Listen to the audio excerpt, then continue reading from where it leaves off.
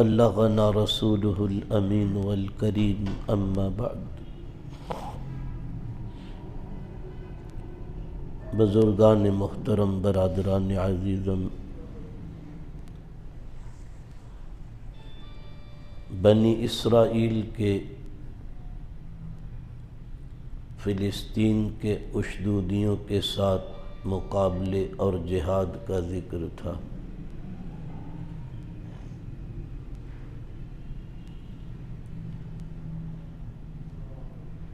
جنہوں نے اسرائیلیوں کا جینا دوبر کر رکھا تھا۔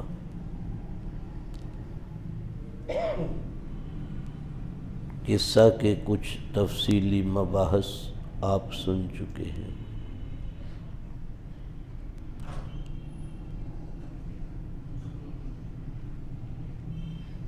جالوت جو اشدودیوں کا بادشاہ تھا،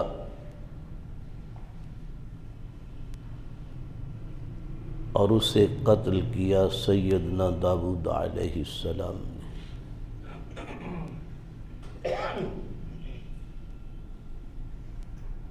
یہ بھی گزشتہ آپ سن چکے ہیں۔ قرآن حکیم یہ جو ماضی کے حالات اور تاریخی قصے بیان کرتا ہے تو اس سے مراد کہانی سنانا نہیں ہوتا،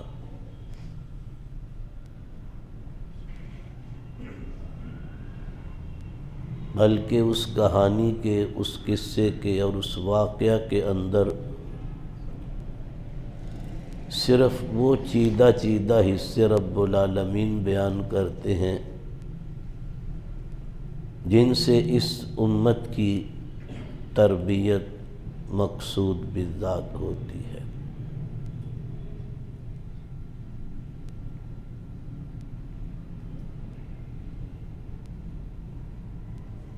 میں نے عرض کیا تھا کہ طالوت بادشاہ جب بنی اسرائیل کو لے کر نکلنے لگا اشدودیوں کے مقابلے میں، تو بڑے جوش خروش کے ساتھ بہت سے لوگ، بلکہ یوں کہیے پوری قوم، اس کے ساتھ چلنے کو تیار ہو گئی۔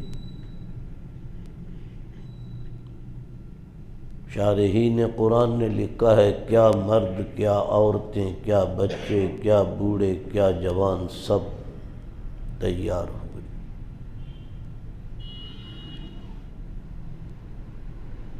لیکن اس نے سب کو لے جانے سے انکار کیا۔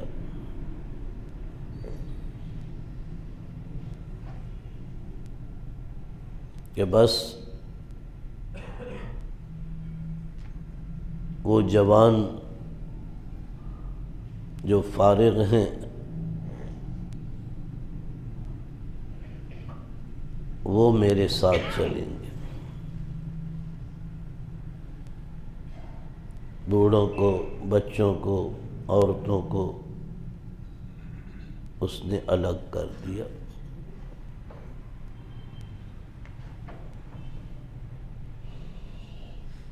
علماء فرماتے ہیں اس کے باوجود بھی یہ لوگ 80,000 نکلے۔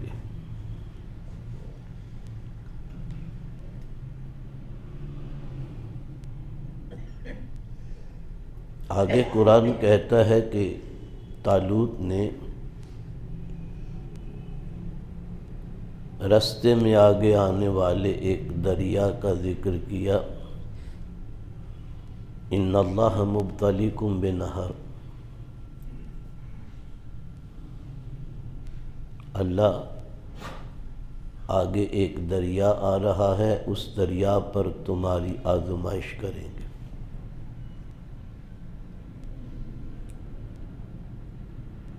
آزمائش کا طریقہ کار کیا ہوگا؟ فمن شرب منہ فلیس منی، گرمی ہے، شدت کی پیاس بھی لگی ہوئی ہے، لیکن جو دریا کا پانی نہیں پیے گا میرا ساتھی وہ ہے۔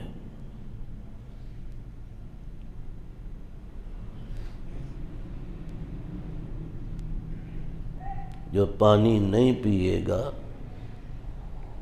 وہ میرا ساتھی ہے، اور جو وہاں سے پانی پیے گا وہ میرا ساتھی نہیں۔ فمن شرب منہ فلیس منی ومن لم یطعمہ فإنہ منی۔ ہاں اتنی اجازت ہے، الا من اقترف غرفۃ بیدہ، ایک چلو بس اتنا لے کر اور منہ کی خشکی دور کر لے، ایک گھونٹ پی لے۔ یہ آزمائش کیوں کی گئی؟ علماء فرماتے ہیں ابتداً شور و غوغا، بھیڑ بھڑکا بہت ہوتا ہے، لیکن آخر وقت تک میدان میں ڈٹنے والے تھوڑے ہوتے ہیں۔ اللہ نے یہی طریقہ کار ان کی آزمائش کا، فمن شرب منہ فلیس منی، جو پیے گا بھئی وہ میرا ساتھی نہیں ہے۔ یاد ہے میں نے عرض کیا تھا، سوائے چند لوگوں کے سب نے خوب جی بھر کے پیا۔ شارحین قرآن نے لکھا ہے جنہوں نے پیا جی بھر کر ان کی پیاس اور بڑک اٹھی، ہونٹ ان کے کالے ہو گئے، خشک ہو گئے۔ اسی ضمن میں نے عرض کیا تھا کہ پانی کے اندر کوئی صلاحیت نہیں پیاس بجھانے کی، کھانے میں کوئی صلاحیت نہیں بھوک مٹانے کی، اس کے پیچھے اللہ کا حکم کار فرما۔ پچھلے اجلاس کی تفصیلات پر غور کریں۔ معلوم ہوا میدان جہاد میں جانے کے لیے جو جرنیل ہوتا ہے اسے اپنے سپاہیوں کو آزمانا چاہیے۔ یہ قرآن کی ہدایت ہے۔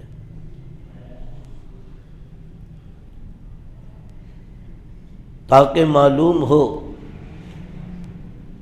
استقامت رکھنے والے کون ہیں اور پھسل جانے والے کون ہیں۔ عین میدان جنگ میں جا کر جو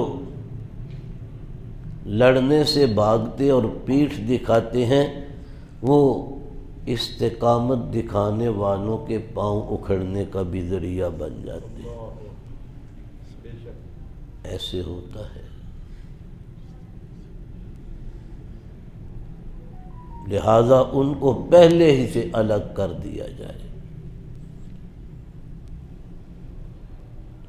قصہ مختصر کہ اب کتنے لوگ رہ گئے 80,000 میں سے؟ ہاں جی، میں نے تعداد بتلائی تھی یاد میں 313۔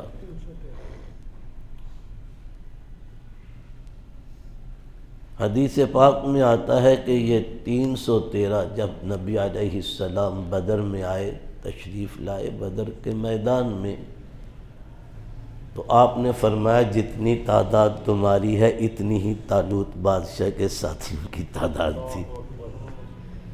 وہ بھی 313 تھے، تم بھی 313۔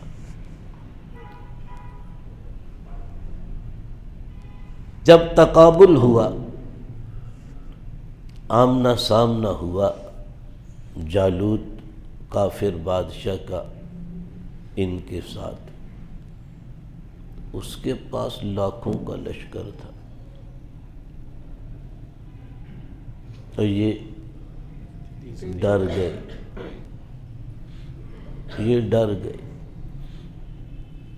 قرآن پاک میں آتا ہے کہنے لگے لا طاقت لنا اليوم بجالوت وجنودہ،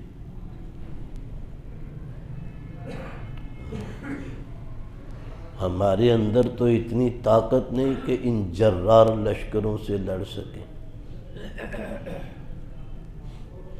لیکن ان میں جو پکے لوگ تھے ایمان والے، انہوں نے کہا صبر کرو، کیا ہو گیا تم لوگوں کو؟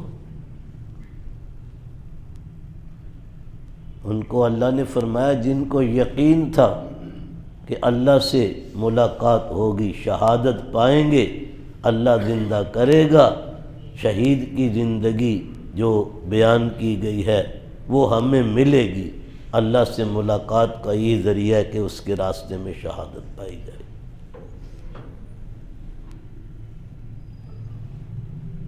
اور تمہیں معلوم نہیں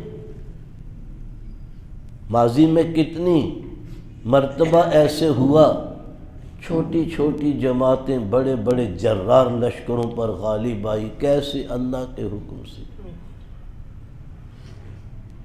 کم من فئۃ قلیلۃ غلبت فئۃ کثیرۃ بإذن اللہ۔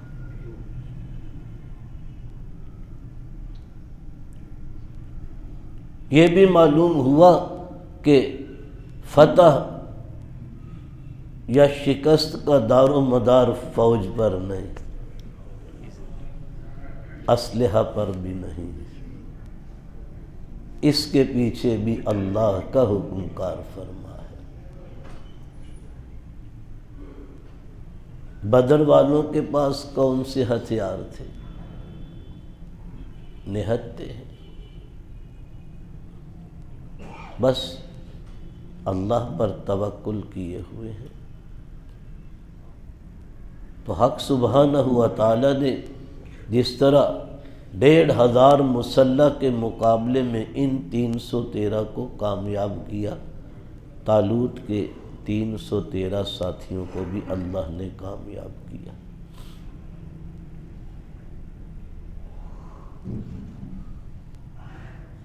اور داؤد علیہ السلام نے دشمن کو جو کئی دنوں سے میدان میں للکار رہا تھا، کون ہے جو میرے مقابلے پہ آئے،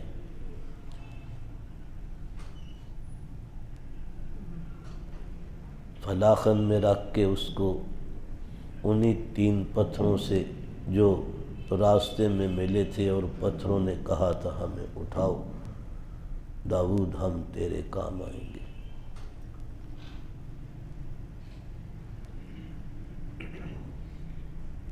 نفس مضمون تو میں نے اس جگہ یہ قصہ سنا کر مبذول کیا تھا کہ اصل میں پورے عالم کے اندر جو کچھ، جتنا کچھ، جیسا کچھ ہوتا ہے، اس کے پیچھے اللہ کی مشیت، اس کی قدرت، اس کا حکم کار فرما ہے۔